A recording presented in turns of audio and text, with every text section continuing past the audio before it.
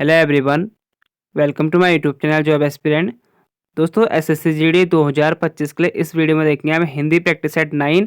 इससे पहले मैं आपको 8 प्रैक्टिस सेट करा चुका हूँ। जिसने नहीं देखेंगे आप प्लेलिस्ट बनी हुई है एसएससी जीडी 2025 के हिंदी प्रैक्टिस सेट, उन वीडियो को जरूर वॉच करें। इसमें देखो जो स्टूडेंट डेली जुड़े हैं इस चैनल से उनको पता है कि आपको मैं डेली कराता हूँ 20 प्रश्न, ठीक है, जिसमें आपके रहता है मिक्स क्वेश्चन रहते हैं। जैसे आपके एज इट इज वैसे क्वेश्चन बनाए हैं जैसे आपके एग्जाम में भी प्रीवियस पेपर से आधारित है। जब मैं आपको 2024 का पेपर एनालिसिस करा रहा था मुझे पता है कि कहाँ से आपके क्वेश्चन बन रहे हैं।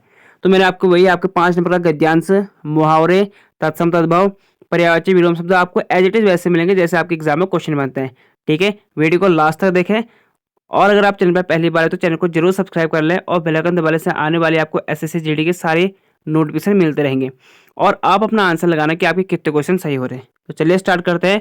और जो आपको मैं एक्स्ट्रा पॉइंट कराता हूँ उनको आप नोट करते रहना। देखो फर्स्ट है, और लास्ट में आप मुझे ये बताने कि आपके कमेंट में आपके कितने क्वेश्चन सही होते हैं। पहला, आप बसंत शब्द के विलोम शब्द का चयन आपको कीजिए इसमें। ठीक है, ठंडी, ग्रीष्म, गर्म या पतझड़। जो आपको मैं ये एक्स्ट्रा पॉइंट करा रहा हूँ ना ये इंपॉर्टेंट है, आपको मैं डेली कराता हूँ इनको। अभी तक आई थिंक मुझे लगता है कि आपको मैं 200 या 300 विलोम शब्द करा चुका हूँ। वैसे आपको पर्यायवाची करा चुका हूँ। तो ये आपके विलोम शब्द पर्यायवाची 4 क्वेश्चन तो आपके आने आने हैं, इनको अच्छे से याद कर लो। मैं वही कह रहा हूँ, अगर आप ये मेरे आप डेली प्रैक्टिस सेट में देख लो ना तो आपके जो है 18 से 20 क्वेश्चन आप आराम से करोगे। हमारा टारगेट 20 में से 20 रहेगा। अब देखो आपकी मेहनत पर डिपेंड करता है कि आप कितने अच्छे से आपने याद करते हो विलोम शब्द और पर्यायवाची। ठीक है, बाकी आपके 7 से 8 प्रश्न ऐसे वो आपको प्रैक्टिस से आएंगे। जैसे आपका 5 नंबर का गद्यांश हो गया, 5 क्वेश्चन, मुहावरे, कुछ आपका जो है रिक्त स्थान भरना, ये आपको सारे मिलेंगे इसमें। ठीक है, तो बसंत का आपको बताना है, इसमें विलोम शब्द बताना आपको, अपोजिट, एंटोनिम। तो इसका जगह ऑप्शन नंबर डी, पतझड़। बाकी आप देखो तो जागृति, सुसुप्ति, बिग, अनबिग, सगुण का निर्गुण होता है, कुमार का सन्मार्ग, अनुग्रह विग्रह, दुरस्त घायल, निर्दयी दयालु, कृतज्ञ कृतज्ञन। सारे इंपॉर्टेंट है आपके एग्जाम पॉइंट से। ठीक है, ये आपके सारे प्रीवियस पेपर से आधारित है और ये आपके किसी न किसी एग्जाम पूछे गए प्रश्न है। और आपको देखो ना, ज़्यादा देखो एसएससी जीडी का आपका इजी टू मॉडरेट पेपर बनता है, खास तौर पर हिंदी का। इसलिए कह रहा हूँ कि आपको हिंदी में 20 में से 20 टारगेट तो रखना ही रखना है। ठीक है, यहाँ आपके एक क्वेश्चन गलत नहीं होना चाहिए। इसलिए कह रहा हूँ कि आप चैनल को डेली फॉलो करें। तो आप एक बार देख लो और 8 वीडियो को भी देख लें तो आपको खुद आइडिया लग जाएगा कि आप कितने स्ट्रांग हो। आप अभी आप किस पोजीशन में हो। तो मेरा मानना है कि अगर आपकी तैयारी अच्छी है तो आपके इस वीडियो में कम से कम, ये तो मैंने आपको पहले ही बता चुका हूँ, इसको हम थोड़ा नीचे रख लेते हैं। पहले अपना आंसर लगाना। तो इनमें से कौन सा शब्द अग्नि का पर्यायवाची नहीं है, पूछना है यहाँ पर। ठीक है, अग्नि का पर्यायवाची नहीं है। अनल, अभंग, हुतासन, पावक। एक होता अनिल, वो होता है हवा का। ठीक है, ये अनल होता है अग्नि का, हुतासन भी होता है और पावक भी, 3 के 3 होते हैं, अभंग नहीं होता। तो option number B right answer होगा इसका। ठीक है, यहाँ पर नहीं है पूछ रहा। बाकी पर्यायवाची याद कर लो आप, ये कौन से हैं। देखो, दास का होता है नौकर, चाकर, सेवक, परिचारक और अनुचर। दाता, दानी, दीवाल, प्रदाता, दायक, दातार। पद का पग, पांव, पैर, चरण। पत्ता, पत्र, इंपोर्टेंट बार बार एग्जाम बनता है। किसलय, दल, पत्रक, पल्लव, पत्ती, कोपल। अर्थ का हो गया अभिप्राय, प्रयोजन, मतलब, आशय, तात्पर्य। अग्नि, ज्वाला, दहन, धनंजय, वैसुनार, रोहिताश्व, वायुसखा, विभासु, हुतासन, धूमकेतु। और एक होता आग, ये तो आसान सा है, आपको पता ही है, आग भी होता है इसका। ठीक है, अभंग का होता है आपको, देखो जो अभंग है आपका, अखंड, अटूट और पूर्ण आदि। ये अभी तो आपको मैं आई थिंक 200 आपको पर्यायवाची करा चुका हूँ। बस आप डेली इनको पढ़ लो, आपके यहाँ से क्वेश्चन बाहर पूछने वाले नहीं है। ये अभी आपके आई थिंक लग रहा है, मैंने आपको जो है इससे 8 जो आपको करा रखी, मैंने आपको ये डेली आपके रिपीट हो रहे हैं आप। ठीक है, तो इससे पहले अगर आपने वो वीडियो नहीं देखी तो उन वीडियो को आप जरूर वॉच करें, आपको काफ़ी हेल्प मिलेगी। आपको मैं कह रहा हूँ, मैं आपको गारंटी दे रहा हूँ, अगर आपने इतना भी कर लिया ना आप आराम से जो है यहाँ पर 20 क्वेश्चन कर लोगे। ठीक है, कृष्ण का होता है दामोदर, केशव, मधुरूपी, गोविंद। और पृथ्वी का इंपोर्टेंट है भू, धरणी, वसुंधरा, अचला, धरा, जमीन, रतनगर्भा। अगला आपका है सूर्य, इंपोर्टेंट है आदित्य, मार्तंड, प्रभाकर। और भी होते काफ़ी, सुंदर, ललमा, ललित, ललमा, ललाम, मंजुल, रुचिर। पंडित का हो गया साधु, सुधी, विद्वान, कोविद, बुद्ध। किसान का भूदेव, काश्तकार, कृषक, भूमिपुत्र। विधि का हो गया अज, विधाता, प्रजापति, निर्माता, दाता। राजा, नरेश, महपति, अवनीश एंड नरपति। ये आपके हो गया पर्यायवाची। अगला क्वेश्चन पूछा गया आपके उपरोक्त वाक्य में प्रयुक्त इंद्र शब्द का यहाँ पर आपको पर्याय बताना है। पर्याय मतलब पर्यायवाची आपको बताना है इनमें से कौन सा इंद्र का। खगेश, माधव, इंदु, सुरेश। तो इसका होता है इंद्र का Suresh. Option number D correct answer. अगर आप ये पर्यायवाची मेरे देखोगे ना स्टार्टिंग से एक आपके प्रैक्टिस सेट से, तो आप आराम से कर लोगे। मैं ये आपको कह रहा हूँ, सिर्फ एक कंडीशन है, जितना मैं आपको पर्यायवाची करा रहा हूँ इनको आप पढ़ लेना। खगेश का होता है गरुड़, पंतगारी, उर्गारी, हरियान, वातने, खगपति। माधव का होता है राधापति, घनश्याम, वासुदेव, माधव, मोहन, केशव, गोविंद आदि। देखो माधव का अलग हो गया और यहां आपका क्या था कृष्ण, ये दोनों को अलग अलग है। ठीक है, अगला आपका है इंदु का, आपको बता चुका हूं मैं, चांद, चंद्रमा, चंदा, शशि, राकेश, मयंक आदि। और इंद्र का हो गया सुरेश, अमरपति, अमरनाथ, पुरंदर, देवपति, सुरपति, देवेंद्र आदि। ये आपके हो गए इंद्र के पर्यायवाची हो गया सुरेश।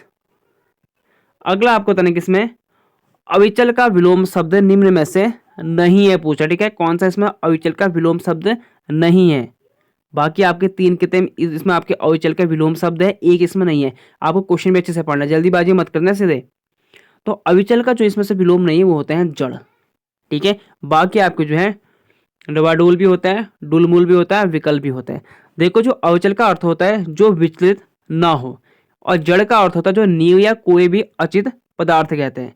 तो जो आपका अविचित का विलोम शब्द नहीं है पूछ रहे हैं यहाँ पर, तो हो जाएगा आपका जड़। आपके जो अविचल का विलोम शब्द है डवाडोल, डुलमुल, विकल, अविचल, और ये आपके सारे इसके विलोम शब्द हो गए। ठीक है, ये आपके यहाँ पर नहीं है पूछ रहा है, तो जड़ हो जाएगा इसका।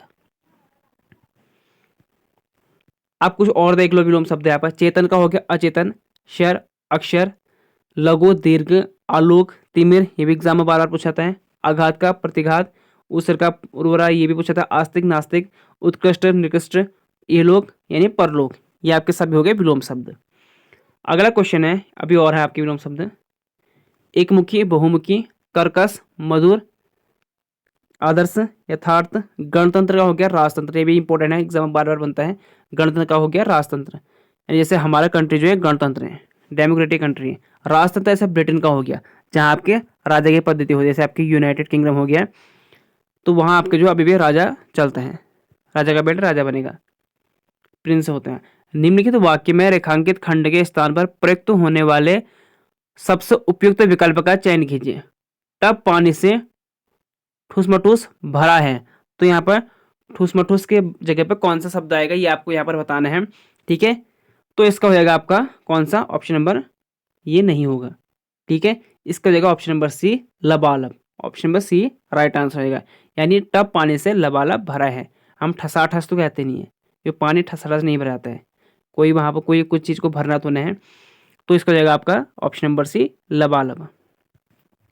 अगला है निम्न में से कौन सा एक अकर्मक क्रिया का उदाहरण नहीं है पूछ रहा। तीन इसमें सकर्मक है, एक इसमें अकर्मक क्रिया का उदाहरण नहीं है बताना है। तो देखो सीता खाना बनाती है, अशोक हंसता है, हंसा रोती है, सोना चमकता है। अब देखो इसमें आपको देखो तीन में आपका जो कर्ता हो गया, इसमें सबसे पहले में देखो सीता खाना बनाती है, तो हम बताने कि इसमें कौन सा अकर्मक क्रिया का उदाहरण नहीं है। तो जो सीता खाना बनाती है ये हो गया आपका सकर्मक क्रिया। क्रिया कितने दो प्रकार के होते हैं, सकर्मक अकर्मक। तो ये दो प्रकार के होते हैं, तो सकर्मक क्रिया है, क्योंकि इसमें हमें जो है देखो मैं आपको अच्छे समझाता हूँ। नीचे देखो सकर्मक मैंने आपको लिखा है, सकर्मक और अकर्मक क्रिया। सकर्मक क्रिया उस प्रकार की क्रिया होती है जिसमें कर्ता द्वारा किया गया कार्य उसी किसी अन्य चीज को प्रभावित करता है। यानी जैसे जो कर्ता हो गया, इसमें कौन हो गया, कर्ता कौन है, सीता होगी। ठीक है, द्वारा कार्य किसी अन्य चीज को प्रभावित करता है, यानी किसी अन्य चीज को कहने के बाद जो सीता खाना बनाती है, तो क्या कर रही हो, सीता खाना बनाती हैं। तो खाना एक आपका जो हो गया चीज हो गया, तो प्रभाव किसमें पड़ रहा है, खाना बनाने में पड़ रहा है। अब देखो अब ये अकर्मक क्रिया कैसे आते हैं, अकर्मक क्रिया का सीधा संबंध कर्ता से रहता है, अर्थात कार्य का प्रभाव कर्ता पर पड़ता है। जैसे शीला हंसती है, शीला देखो जो कार्य पड़ रहा है शीला हंसती है, यानी शीला पर पड़ रहा है, जो करता है उसी पर प्रभाव पड़ता है। लेकिन सकर्मक क्रिया पर उस चीज पर पड़ता है, जैसे आपके ऐसे होता है, हम यहाँ पर कहेंगे सीता बनाती है, आपको क्यूरियोसिटी हो रही कि क्या बनाती है, तो कहेंगे कि सीता खाना बनाती है, तो आपको सीधे के प्रभाव किस पर पड़ा, खान पर पड़ रहा है। अशोक हंसता है, तो ये सीधे कर्ता पर पड़ता है, अशोक हंसता है तो सीधे क्या है, अशोक पर पड़ रहा है। हंसा रोती है तो किस पर पड़ रहा है, हंसा पर पड़ रहा है। सोना चमकता है तो सीधे किस पर पड़ रहा है, सोना पर पड़ रहा है। तो ठीक है, तो यही आपके अकर्मक और सकर्मक क्रिया होते हैं। जो कर्ता जो होता है, अगर सकर्मक क्रिया उसे कहता है जो किसी अन्य चीज को प्रभावित करता है, और अकर्मक क्रिया उसे कहता है जो सीधे कर्ता पर प्रभाव पड़ता है। तो यहाँ पर ये पूछा है कौन सा इसमें अकर्मक क्रिया का उदाहरण नहीं है, तो सीता खाना बनाती है, ये आपका हो जाएगा एक सकर्मक क्रिया है। बाकी आपके सभी जो अकर्मक क्रिया है, ठीक है। आई होप आप समझ गए होंगे। मैं आपको धीरे धीरे ऐसे आपको मैं क्लियर करते था। मैंने आपको स्टार्ट में संज्ञा, सर्वनाम, विशेषण, ये सारे आपको मैं क्लियर कराते, ऐसे आपको मैं डेली जो आपको क्लियर कराते रहूंगा। और क्वेश्चन आपके यहीं से बनते, ज्यादा आपके डीप जाते नहीं एसएससी जीडी में, वो मैंने देखे हैं। क्योंकि मैं आपको जब 2024 का आपको करा रहा था, 2024 आपके जो एग्जाम हुए थे 21-22 फरवरी से, तो आपको मैंने वो भी कराए, तो मुझे पता है कि कहाँ से आपके क्वेश्चन बनते हैं। अगर आपको देखने होंगे तो मैंने 2024 के आपको करा भी रखे हैं, 2024 के प्रीवियस ईयर पेपर के, मतलब 2024 में आपके हुए थे एग्जाम। अगला क्वेश्चन आपको बताना कि निम्न में से तत्सम शब्द कौन सा है इसमें से। तो इसमें तत्सम शब्द कौन सा बताना है आपको। देखो तत्सम शब्द मैं आपको बताता हूं, तत्सम शब्द उसे कहते हैं जो संस्कृत के शब्द होते हैं, संस्कृत शब्द को कहते हैं तत्सम शब्द, और तद्भव शब्द कहते हैं हिंदी के शब्द को, ठीक है। जैसे यहां पर आप देखो, यहां पर संस्कृत का शब्द कौन सा है इसमें, बिजली, रात, जनेऊ। आप पूछेंगे इसमें से कौन सा तत्सम शब्द का कौन सा है, तो तत्सम शब्द हो जाएगा इसका ऑप्शन नंबर ए, यमुना, ठीक है। देखो बिजली का तत्सम होता है विद्युत, रात का होता है रात्रि, तत्सम, यानी ये होता है इसका तत्सम। ये आपकी हिंदी शब्द है, बिजली रात आपकी हिंदी है। जनेऊ शब्द का होता है यज्ञोपवती, ठीक है, और यमुना का होता है जमुना। तो यहाँ पर यही पूछा है, यानी इसका ये तद्भव हो गया, ठीक है, यानी हिंदी शब्द हो गया जमुना, यमुना का हो गया जमुना, ये हिंदी शब्द। बाकी तीन के तीन यहाँ पर हिंदी शब्द हैं, बिजली, रात, जनेऊ। मुझे लगता है कि ज़्यादा टफ है नहीं, आप आराम से क्वेश्चन को कर लोगे, क्योंकि बिजली का आपको पता है कि विद्युत, रात का होता है रात्रि, जनेऊ का होता है यज्ञोपवती, ठीक है। तो इसका हो जाएगा आपका यमुना का हो जाएगा जमुना, संस्कृत शब्द, यहाँ पर हिंदी शब्द। यमुना एक तत्सम शब्द है, संस्कृत शब्द है। अगला आपका है, फिर इनको भी याद कर लो साथ में, जो आपको एक्स्ट्रा पॉइंट करा, मैं आपको हर बार ऐसे एक्स्ट्रा पॉइंट कराता हूँ क्योंकि ये आपको रटने वाले हैं। देखो तत्सम तद्भव शब्द, पर्यायवाची, विलोम शब्द, ये आपके जो 6 से 7 क्वेश्चन आते हैं ना, ये आपको थोड़ा बहुत इनको देखना पड़ेगा। आपको मैं करा रहा हूँ, डेली करा रहा हूँ, बस आप चैनल को फॉलो करें, वीडियो को अधिक से अधिक शेयर करें, ताकि मुझे भी मोटिवेशन मिलेगी। अगर वीडियो अच्छे अगर रिस्पॉन्स करोगे तो मैं आपके लिए ऐसी वीडियो लेके आऊँगा, ठीक है। अभी आपको मैंने जीके की भी स्टार्ट करके, उसको भी आप देखना, फॉलो करो जीके की भी, ठीक है। देखो अमूल का होता है अमूल्य, ये तत्सम शब्द है, संस्कृत शब्द। किवाड़ का होता है कपाट, 24 का होता है चतुर्वेश, गोबर का हो गया गोमय, इंपॉर्टेंट बार बार बनता है। मक्खी का होता है मक्षिका, जुगुति का होता है युक्ति। अब अगला है, जिसकी सीमा ना हो वाक्यांश के लिए उचित शब्द। इसके लिए एक शब्द, अनेक शब्द के लिए एक शब्द आपको है, जिसकी सीमा ना हो, तो इसे कहेंगे हम असीम। Option number D right answer, ठीक है। जिसकी सीमा ना हो उसे कहेंगे हम असीम। अगला है, निम्न मुहावरे का उचित अर्थ विकल्प में से चुनिए, यानी मुट्ठी गर्म करना होगा, आसान है क्या, घूस देना। Option number A right answer हो जाएगा इसका, ठीक है। 7 से 8 ऐसे प्रश्न होते हैं जो 8 के आसपास, 1-2 मुहावरे, 5 गद्यांश और रिक्त स्थान, 7 से 8, 9-10 मान लो आप, वो आपको प्रैक्टिस से आएंगे, ठीक है। बाकी आपको रटने वाले होते हैं पर्यायवाची, विलोम शब्द, तत्सम तद्भव, ये आपको मैं करा ही रहा हूँ डेली, इनको पढ़ते रहो, ये आपको थोड़ा बहुत पढ़ने हैं या इनको आपको याद करना है, बाकी आपको प्रैक्टिस से आ जाएंगे। ऐसे आपके मुहावरे हो गए, इनको आपको ये अंडरस्टैंडिंग वाले हैं, यानी आपको समझने वाले हैं। अगला देखो, ये निम्न में से विशेषण शब्द का उदाहरण बताइए। आपको समझ गया विशेषण शब्द क्या है। समाज का क्या होता है विशेषण, सामाजिक। धन का क्या होता है, धनवान। अब देखो यहाँ पर आप आराम से कर लोगे, भारत का क्या हो गया, भारतीय होगा, यानी हमको क्या कह रहा है, विशेषण बताना है। तो विशेषण क्या हो जाएगा, भारत का हो जाएगा भारतीय। Option number C right answer. अगला क्वेश्चन है, फिर दिए गए वाक्यांश के लिए सार्थक शब्द बताइए। दोपहर के बाद का समय क्या कहते हैं, जो दोपहर के बाद का समय होता है, दोपहर के बाद के समय को कहते हैं, ऑप्शन नंबर बी अपराह्न, अपराह, ठीक है। Option number B correct answer. 12वां है, हमें किसी बूढ़े व्यक्ति के डैश का तिरस्कार नहीं करना चाहिए। तो आपको बताने कि इसमें क्या कौन सा आएगा, उचित भाववाची संज्ञा से वाक्य को पूर्ण कीजिए। यानी भाववाची संज्ञा मैंने आपको स्टार्टिंग में कह रहा हूँ कि आपको इसलिए कह रहा हूँ कि आपको स्टार्टिंग से देखना, मैं आपको संज्ञा के जो आपके 5 के 5 प्रकार थे, द्रव्यवाचक, संज्ञावाचक, भाववाचक, ये आपको मैंने सब जातिवाचक सारे आपको बता रखे, ठीक है। तो यही आपको ना कि हमें किसी बूढ़े व्यक्ति के, आपको अब भाववाचक शब्द बताना है। तो बूढ़े व्यक्ति के, बूढ़े का क्या होगा, बुढ़ापे का तिरस्कार नहीं करना चाहिए।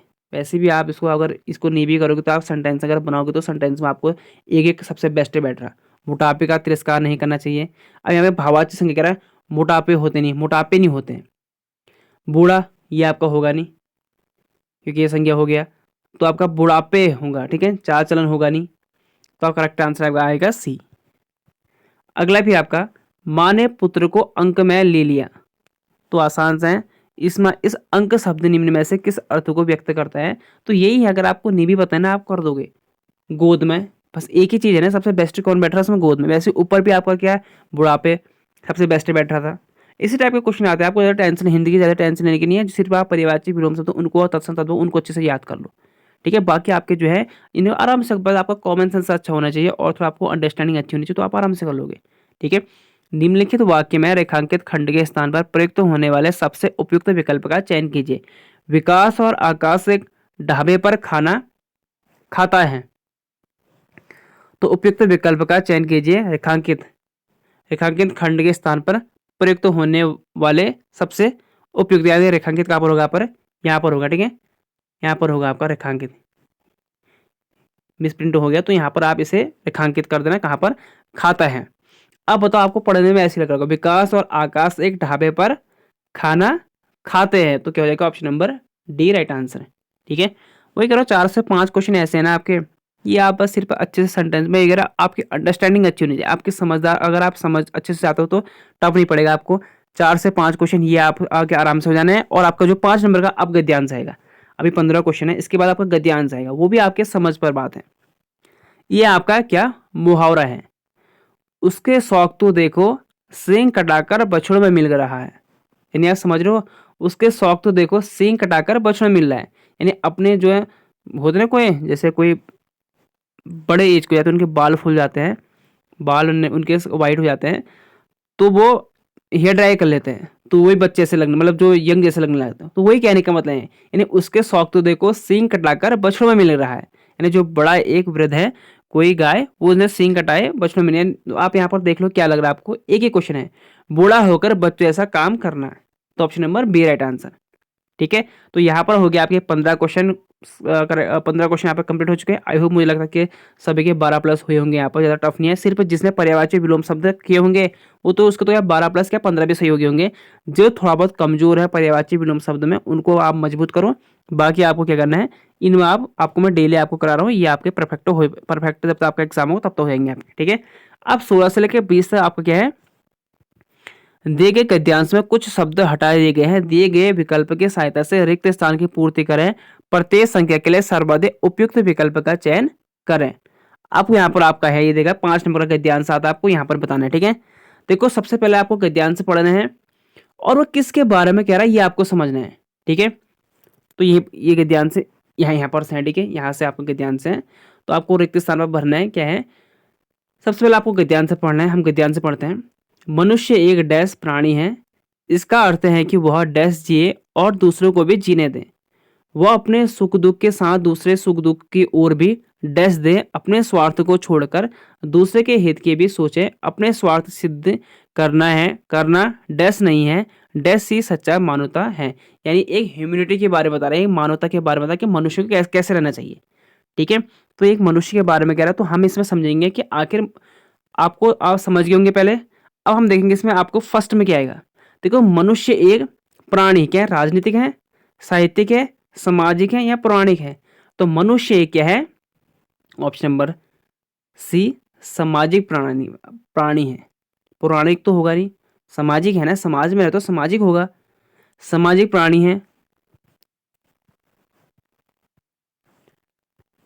इसका अर्थ है कि वह क्या होगा, अपने आप, तुम या हम जिए, क्या होगा, अपने। इसका अर्थ है कि वह स्वयं जिए और दूसरों को भी जीने दें। मैं वही कह रहा हूँ, गद्यांश आपका अंडरस्टैंडिंग पर है, आपके समझ पर बात। आप कितना अच्छा कॉमन सेंस लगाते हो और आपकी समझ पर बात, अगर आप समझ गए, मैं वही कह रहा हूँ ध्यान से पढ़ो और समझो वो क्या रहा, तो आप आराम से इस क्वेश्चन को 5 कर लोगे। मुझे नहीं लगा कि इसमें बहुत कम स्टूडेंट कि इसमें आपके गलत होते होंगे। जिसका भी होता है आपके पास 2 अब आप पे 2 फरवरी तक आपका टाइम है, यानी 1 महीने के चलो 28 से 29 दिन आप मान लो आपके पास इतना टाइम है और तब तक आप बहुत अच्छा कर लोगे।